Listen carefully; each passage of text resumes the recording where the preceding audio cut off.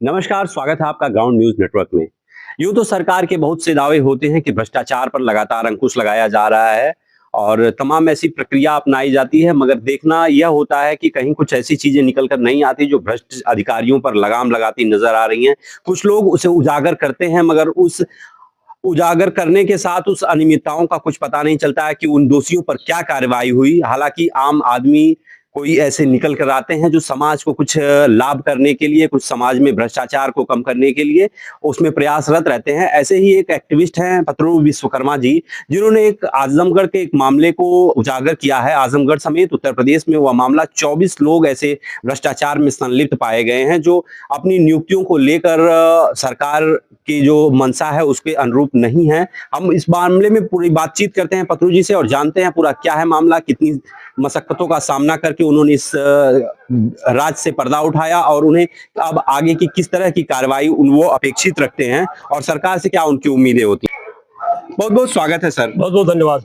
Sir, क्या है पूरा मामला जो आप राजकीय होम्योपैथी कॉलेज की बात कर रहे हैं? देखिए, ये कोई नया मामला नहीं है।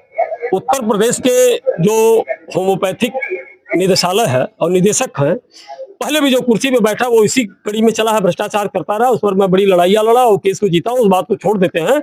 नया मामला ये आ गया है कि 2018 में जब संविदा की नियुक्ति हुई थी, उस समय नियुक्त लोगों को जो शासनादेश था, शासनादेश में यह बताया गया था कि लोक सेवा आयोग से उस विषय में अभ्यर्थी आने पर उनकी सेवा समाप्त कर दी जाएगी। और जब लोक सेवा आयोग से लोग आ गए चयनित होकर के, तो उसमें नियुक्ति तो 2023 अगस्त में समाप्त कर दी गई, किंतु पुनः निदेशक द्वारा धनउगाही या सुविधा शुल्क जो भी कहिए लेते हुए इन लोगों के 24 लोग, 9 होम्योपैथिक मेडिकल कॉलेज राजकीय है पूरे उत्तर प्रदेश में, जिसमें 9 में ये 24 लोगों का पुनः नियुक्ति करना संविदा पे, और नियुक्ति के साथ साथ विषय चेंज करना, जबकि संविदा में कहीं व्यवस्था नहीं विषय चेंज करने की या प्रमोशन की या डिमोशन की। यहाँ तक कि प्रवक्ता से रीडर बना दिया गया, रीडर से प्रोफेसर बना दिया गया, किसी रीडर को प्रवक्ता बना दिया गया। इस तरह की तमाम चीजें इन्होंने किया। जैसे अब या चाहे तो मैं पूरा बता देता हूँ। जनपद आजमगढ़ में एक लोग हैं अमरीश पांडे जी, उसके बाद अलीगढ़ में है डॉक्टर निवेश जी, मुरादाबाद में है डॉक्टर विनीत जी, कानपुर में है डॉक्टर सुरेंद्र जी, doctor Anand Kumar Trivedi ji, doctor Somesh Mishra, doctor Shyam सुंदर, गाजीपुर में है डॉक्टर गया पांडे, अयोध्या में है doctor Javed, doctor Virendra Pratap, doctor Lata Verma, उसके बाद गोरखपुर में डॉक्टर आनंद श्रीवास्तव जी हैं, उसके बाद डॉक्टर विनोद उपाध्याय हैं, डॉक्टर कृष्णकांत सिंह हैं, डॉक्टर पवन शाही हैं, लखनऊ में है डॉक्टर फरहीन हैं, डॉक्टर ज्ञान गौतम हैं, डॉक्टर राम अग्रवाल हैं। इन लोगों का ये विषय चेंज करके परिवर्तन करके प्रमोशन भी किया गया है। और प्रयागराज में राहुल केसरवानी जी हैं, डॉक्टर संजीव श्रीवास्तव हैं, डॉक्टर गुलाब गौतम है, डॉक्टर धीरेन्द्र जी हैं और डॉक्टर चंद्रमणि सिंह हैं, डॉक्टर सुरेश चंद्र मौर्य जी हैं।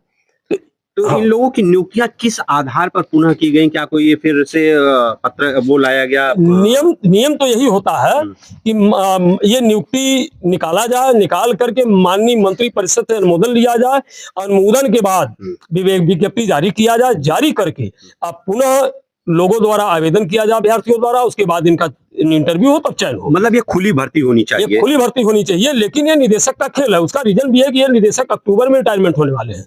इनकी सोच है कि जितनी अधिक से अधिक रुपया बटोर लूं और लेके चला जाऊं। बात इतने में नहीं खत्म होती है।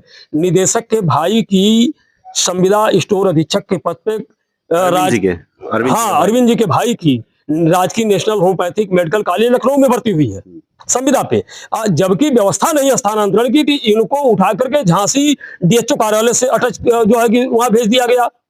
ये भी गड़बड़ है। तो ये इतने नहीं करते हैं। ये सबसे बड़ा मामला है कि शासनादेश यह भी है कि किसी भी चिकित्सा अधिकारी को कहीं अटैच न किया जाए। ये 2007 में शासनादेश निकला है, लेकिन इनके द्वारा बहुत से डॉक्टरों को, चिकित्सा अधिकारियों को अपने कार्यालय से अटैच कर लिया है और वहां के बाबुओं को खुली छूट दे रखा है दलाली करने के लिए, धनुगाही करने के लिए।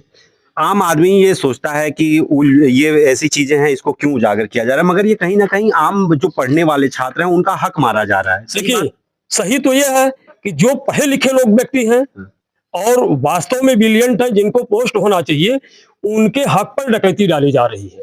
जो बड़े लोग हैं, पैसे वाले हैं, उनकी नियुक्ति हो जा रही है। जो गरीब परिवार से पढ़ करके निकला है और यह उम्मीद लेके निकला है कि मैं 5 साल होम्योपैथिक की डिग्री लेने में लगता है, लगभग 2-3 साल जो है कि इसका एमडी करने में लगता है, उसके बाद वो 10 साल इस तरह मेडिकल की शिक्षा लेता है, गरीब परिवार कर्ज लेके करता है, कहीं से अपना खेत बाड़ी बेचता है, उसको जब हक नहीं मिलता है तो उसको बेहद कष्ट होता है।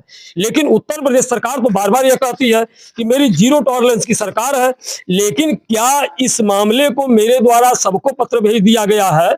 जो है कि मैंने पत्र जो भेजा है राज्यपाल महोदया से लेकर के प्रधानमंत्री, राज्यपाल महोदया और राष्ट्रपति को, माननीय मुख्यमंत्री को, प्रमुख सचिव आयुष को, विशेष सचिव आयुष को, आज मैंने मंत्री आयुष मंत्री जी को भी भेज दिया है।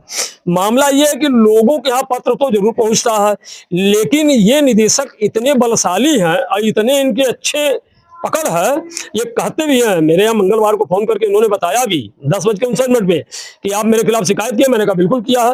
उन्होंने कहा कुछ बिगाड़ नहीं पाओगे, क्योंकि मंत्री जी और प्रमुख सचिव को मैं हमेशा मैनेज करके रखा हूं और वो लोग मेरे कब्जे में रहते हैं, मैं जो चाहता हूं वही होता है। तो हम तो सरकार से उम्मीद रखते हैं कि अगर जीरो टॉलरेंस की सरकार है और सरकार भ्रष्टाचार पे एकदम अंकुश लगा रखी है, तो ये भ्रष्टाचार हो कहां से रहा है? अगर ये भ्रष्टाचार हो रहा है तो क्या इनके खिलाफ सरकार, इनके खिलाफ भी कठोर कार्यवाही करेगी? और क्या ऐसे अधिकारियों के खिलाफ भी बुलडोजर की कार्यवाही बाबा क्या सुनिश्चित है या नहीं है? अगर बाबा क्या नहीं है ऐसी कार्यवाही सुनिश्चित बुलडोजर की, तो बाबा अपने यहाँ एक शासनादेश और बढ़ा ले और एक लाइन बढ़ाकर आदेश लिख दे कि जो भी अधिकारी ऐसे में पाया जाएगा उनके खिलाफ भी बुलडोजर की कार्यवाही होगी, उनकी चल अचल संपत्ति को जो है कि रोका जाएगा और सरकार अपने कब्जे में लेगी और उनके विरुद्ध कठोर कार्यवाही होगी और कठोर कारावास का दंड दिया जाए। आप ये कह रहे हैं कि आपने महामहिम को और राज्यपाल को, तमाम सभी लोगों को अवगत कराया, जिम्मेदारों को अवगत कराया, मगर आपकी कार्रवाई ना होने के पीछे का क्या कारण है? आपको कोई फोन आया और शासन स्तर से कोई इंक्वायरी आई कि आप क्यों इस तरह कर रहे हैं, या क्या मामला है? देखिए, शासन स्तर से तो नहीं आई, लेकिन व्यक्तिगत स्तर से डायरेक्टर निदेशक होम्योपैथी ये जो है अरविंद कुमार वर्मा जी, इन्होंने फोन किया था। चाहे सरकार चाहे, मुख्यमंत्री जी चाहे तो कॉल डिटेल मेरा निकलवा सकते हैं, निकलवा के मुख्यमंत्री उनके नंबर से आया है फोन, अरविंद वर्मा जी क्यों देख सकते हैं। तो क्यों नहीं, उदासीनता क्यों है, क्या मानते हैं? देखिए, उदासीनता यह है कि सरकार का, उत्तर प्रदेश सरकार का अपने सरकारी अधिकारियों पर कोई अंकुश नहीं है और न अंकुश लगा पाए हैं, न लगा पाएंगे। ये जो सरकारी कर्मचारी इनके हैं, अधिकारी हैं, ये बेलगाम हैं, बेअंदाज हैं, ये कभी किसी की सुनते नहीं है, न किसी की बात को गौर करते हैं और हमेशा भ्रष्टाचार में लिप्त होकर धनुगाई करते हैं। अग्रिम कार्यवाही आपकी क्या होगी अगर सरकार आपकी बात संज्ञान लेती है या नहीं लेती है, तो आगे आप क्या करेंगे? अगली कार्रवाई मेरी यह है कि मैं सबसे पहले प्रमुख सचिव आयुष से समय लेकर के उनसे मिलूंगा, लखनऊ में जाकर के सचिवालय में। दूसरा नंबर में मैं माननीय आयुष मंत्री जी से मिलूंगा, उनके सामने अपनी समस्या को रखूंगा। इन लोगों को मिलने के 1 हफ्ते के अंदर अगर कोई कार्रवाई नहीं होगी तो मेरी व्यवस्था है, मेरी मजबूरी है कि माननीय उच्च न्यायालय की शरण में जाकर पीआईएल दाखिल करूंगा।